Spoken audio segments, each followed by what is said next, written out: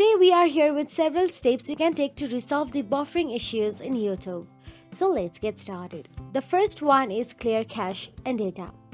Simply go to your device's settings and inside settings tap on the general option available there. And once inside general, look for the iPhone storage option available there and simply tap on it.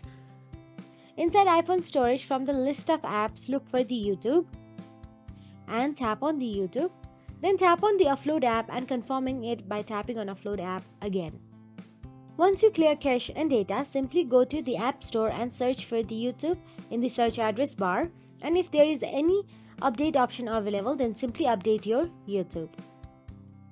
Now once update is done, also make sure to check your internet connection. Ensure that your internet connection is stable.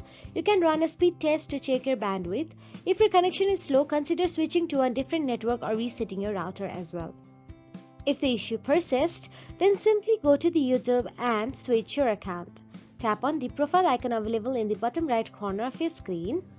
And once you tap on the profile icon, you will be navigated to your profile settings, and here tap on the switch account and switch between your accounts. So that is it. If you found this video helpful, please like, share and subscribe our channel, and thank you so much for watching.